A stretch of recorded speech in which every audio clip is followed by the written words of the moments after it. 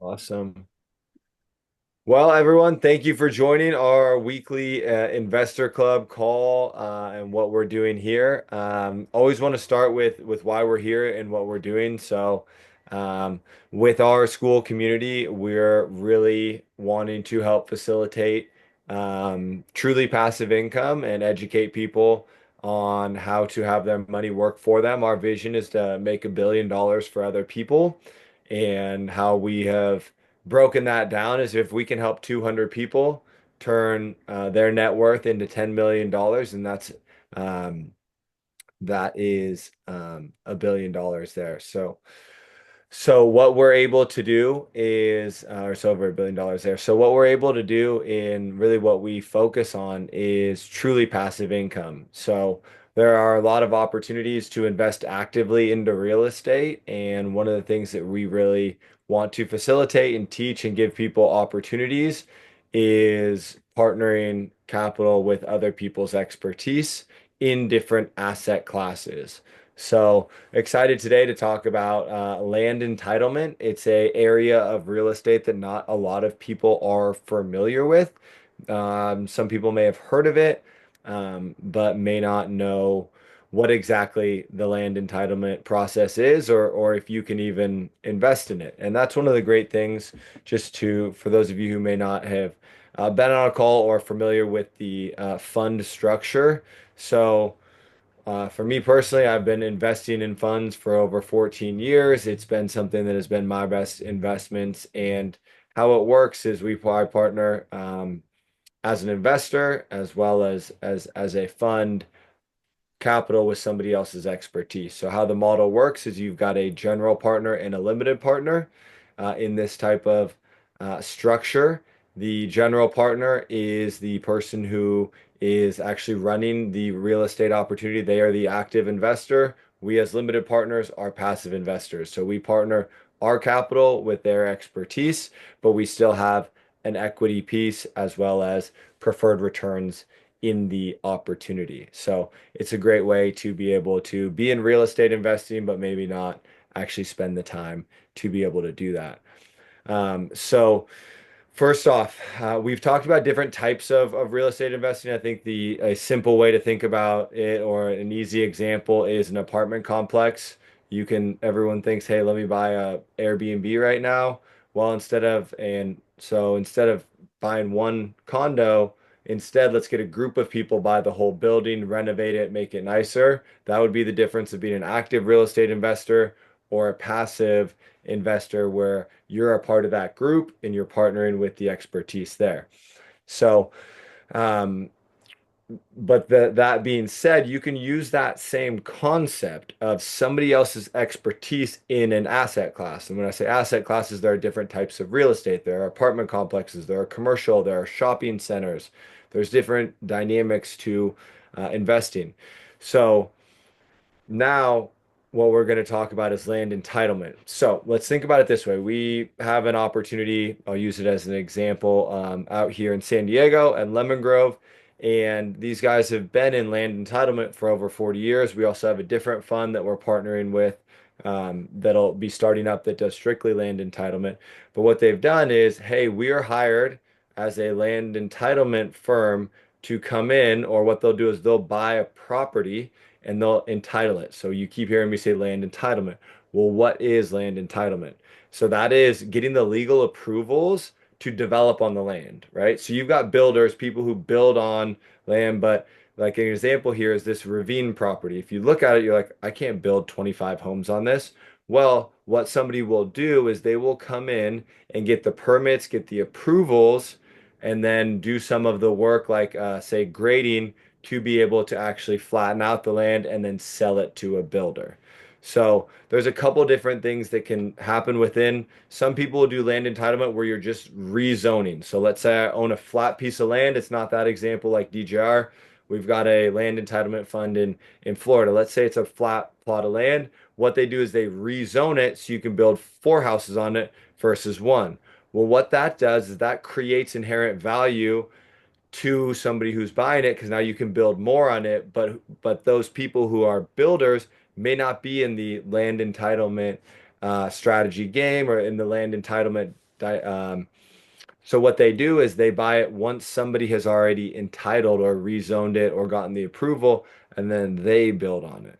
So that one is, hey, all we're doing is doing the work to like go through the city and go through the county and have it permitted and also do some of the um, uh, when you are having a property entitled, you have to look at what are the different like ecosystems and are there any endangered species and different things like this DJR opportunity. We can't build on one hillside, which we weren't going to anyways, but it's got a plant there that's endangered. So or protected, I believe is the word there. So you're able to see that. Then you've got the um, those dynamics are all done, and then a builder comes in. So now the land is entitled. We have permits to build set 25 houses.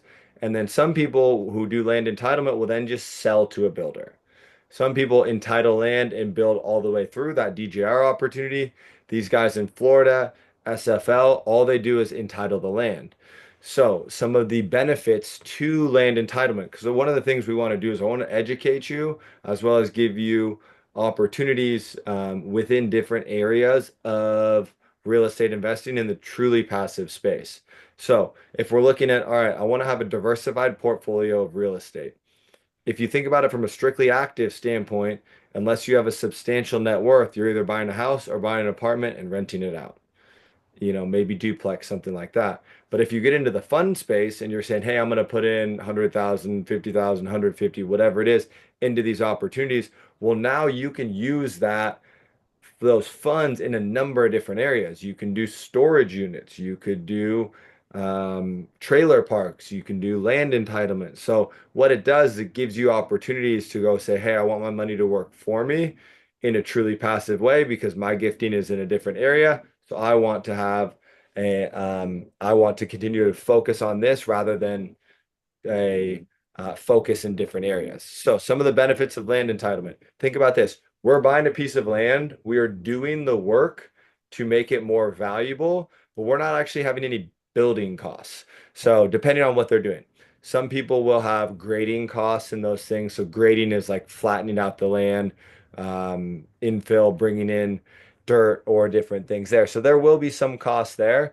But if you think about that inherently, there are less costs that going into entitling land than there is in building a house.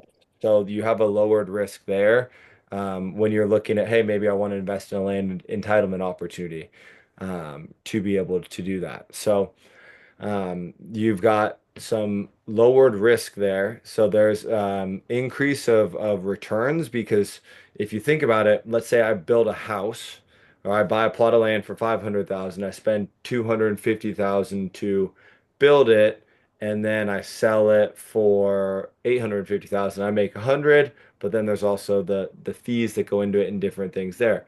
Well, what if I bought it for 500?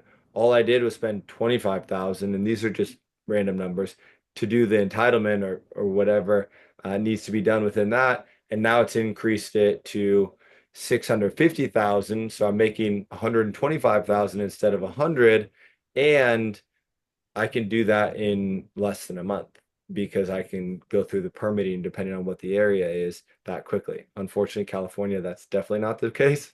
Salt Lake City is some of our investments we've done out in Salt Lake City are quicker. Florida, depending on the states and where it is. So in San Diego, if you're in coastal commission, that'll also take longer times there. So also with land entitlement opportunities, you don't always need as much capital as say buying a $10 million apartment complex. So you're able to get into some of those opportunities at some lower amounts there. So there's definitely some benefits to the land entitlement opportunities. And so the way that they create value, like I talked about, zoning and rezoning. So example, DJR, it's currently zoned for 19 homes. Well, we're going to rezone it because the first leg of that opportunity is entitlement. We're going to rezone it for 25 homes, as well as the home run would be if we also get a commercial um, permit and then sell off that part of the property there. So then there's permits and approvals. So you actually go through that process with the city, get the permit, and then sell it to a builder. So for example, this DJR property opportunity, we are taking it full cycle with the 25 homes. But if we get the permit and approval for the commercial, which is in the front of the 5 acre property, we'll sell that to a builder or somebody who does commercial, which I think is really important to think about. And one of the things I've found is staying in our lane, right? So DGR, for example, they're entitlement and builders of single family homes. They're not going to try and get into the commercial space, even though they have a property. It is better to stay in the lane that we're in and continue to grow in that area. So yeah, I mean, Gary, to answer your question, yes, the political landscape, the cities, each of those have a dynamic. For example, I like to use real world, and DGR is just one we just closed, and it's entitlement, so it's a good example. They just closed 14 homes in the deal before we partnered with them on, and San Diego, that you can see some of the people are from San Diego, some people may not. They're in a sub-market. So a lot of the times, if you're in San Diego, if you're in Los Angeles, if you're in Salt Lake City versus Bluffdale, bigger cities, bigger organizations, slower moving. So it would have been an increase of, I believe, 20% on our land entitlement costs if we were 6 blocks over in San Diego. So it's not only the statewide political, but it's also the whether it's a large city and then kind of what those um, the specific decision makers are there. So that's one of the reasons we like Florida. They're very and this upcoming opportunity is they're very business friendly and a lot more efficient than some of the things we see here in California. But California seems to be its own breed in a number of areas in real estate, but there's massive upside too. So that's why we want to pick and choose. So right now, I wouldn't necessarily invest in San Diego apartment complexes, at least from a cash flow standpoint. From an equity standpoint, San Diego is always going to be beautiful and amazing. People will continue to live here, so those values can continue to go up. But from a cash flow standpoint, the property expenses or how much the property costs versus what they're charging in rent, there's just not a lot of cash flow opportunities there. That being said, if we have a housing shortage, so if we're building ADUs, buying a single family home, renting it out, getting cash flow and adding ADUs, I like that because it's local to San Diego and we know we don't have enough housing for the people who want to live here. So, and then, or DGR, they're building 25 homes. There's only, I think last year in San Diego, I don't know if it was San Diego or San Diego County, it was like 5,000 new homes. And then it got up to 10,000. It's like a rallying cry for a mayor spoke at an event I was at. So if we're helping make 25 of those homes, they definitely like us. So they want stuff like that to be able to go through. So great question, Gary. So some of the risks with it is kind of what Gary brought up, delays. So government approvals, knowing who you're working with. I'm much more excited to invest in an opportunity that's in Lemon Grove, even though it's more of a growing community there than, you know, La Jolla would be great equity if you're familiar with San Diego or Rancho Santa Fe, but like it's going to be take tons of time to get approvals to do anything. So you want to be in a place that's growing. So the costs are studies. So if you're doing things that are environmental, it will take you have to do some environmental studies or different dynamics there. It also costs money for permits, applications, consultants to help with some of those things. So. And then there all other is community opposition. I know a lot of people don't if you're familiar with the neighborhood La Jolla, don't build ADUs there because the neighbors, the second anybody tries to do anything, will have all the time in the world and try and oppose any type of building that's not a just a massive house there. So those are some the risks and dynamics when you are looking at investing in a land entitlement or have an opportunity to be able to do that. So it's a different type. You're not actually like you're buying real estate, right? So or you're a part of that in a fund, but you're not actually building something. You're not actually keeping it for a long period of time. You're entitling it and you're selling it. So those are some great opportunities to be able to build there. So I want to give you guys an opportunity to ask any questions about this. I know I gave the DJR example of a entitlement or a fund that we invested in and partnered with that entitled the land and then built the 25 homes.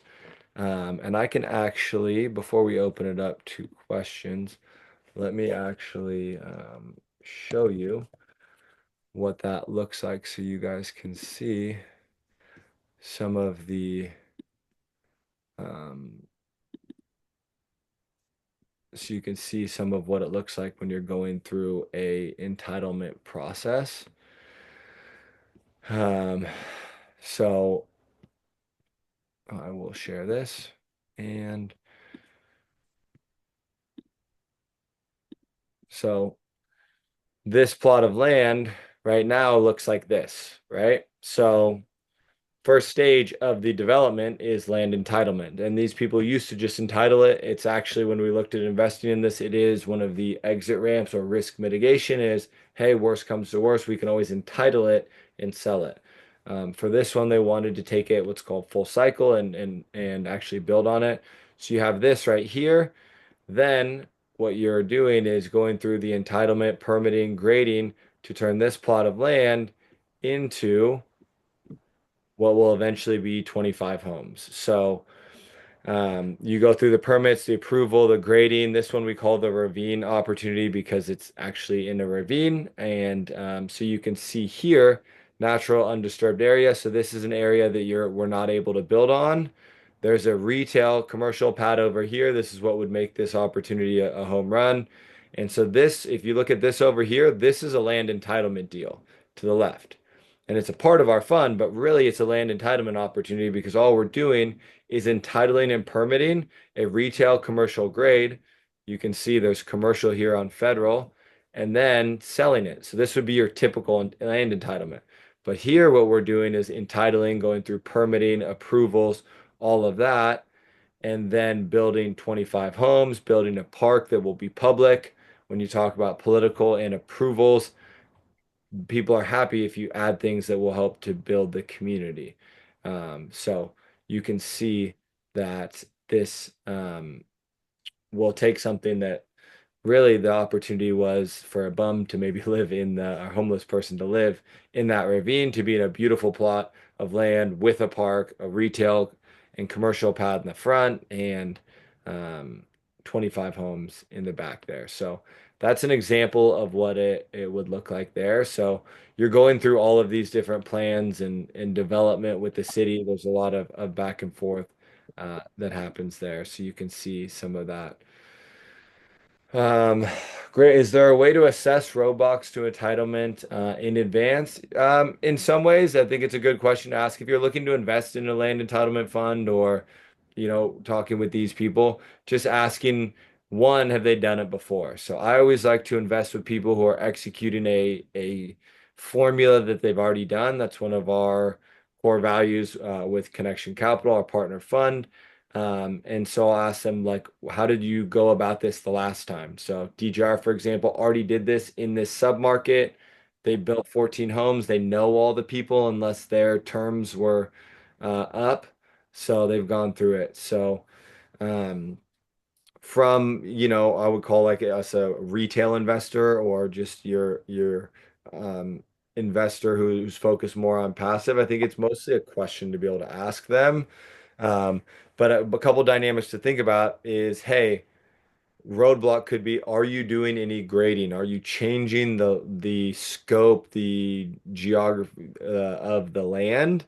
Both the DGR deals, that's their whole value prop. So their value proposition is this is what we're really good at. So we're going to get properties that nobody's even offering on because we know we can entitle the land by grading it. We can bring in the engineering and all that. So asking them versus say an SFL in Florida, what they're doing is rezoning and permitting and then selling to a builder. So there's less risk, but also less upside, which is normally what you're going to look at with a lot of different opportunities. The lower the risk, um, usually the lower the upside, and we always want to kind of navigate each of those different dynamics. But and that's definitely not a hard fast rule. There's great opportunities where that's why we like a lot of these growth investments where if you're building something, creating something, that's very valuable. So it's the difference between creation is taking a ravine, building 25 homes versus good to great apartment complex, storage, opportunity. They've already got the units, you're just making it nicer or improving things. So there's a lot of times going to be less opportunity for returns within that.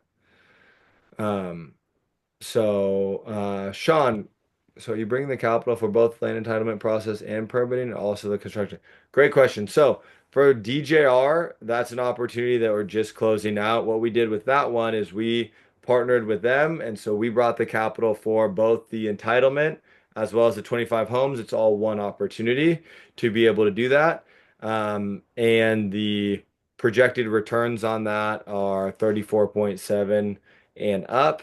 And that doesn't actually include if the commercial plot is permitted and sold. So yes, that is one that we have just finishing up that one. We have another opportunity, SFL, that we're going to be bringing to our community soon, and that one is strictly land entitlement. There's no building within that. So their specialty is land entitlement. So I always want to look at partnering with people who are really good at what they do. So I hope that answers your question. Awesome. Well, I want to open it up. I know I gave you guys some examples and some different things to think about within land entitlement and as a asset class, as an opportunity. And the biggest thing that we always want to hit on is we believe, synergy is the business of the future, and there are people who are really good at what they do. So we want to partner with our capital and our fund with those people so that we can all continue to win and be in um, the lane that we're supposed to be in. So any questions on any of the stuff that I've brought up today? All right. Well, I hope this has been informative. Our goal is always to be able to give you guys opportunities to continue to learn and grow. Um, next week, what we're going to do is we're going to have a financial advisor on.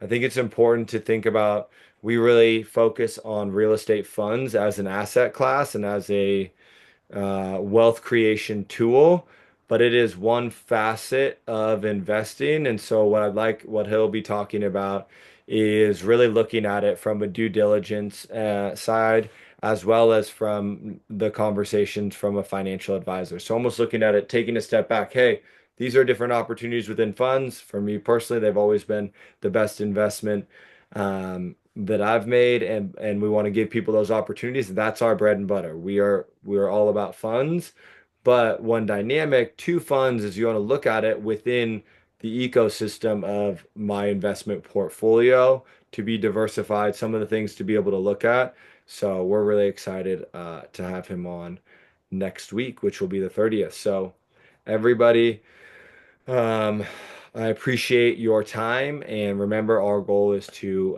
help other people make $1 billion and really be and live a life of purpose and have financial freedom, have purpose freedom.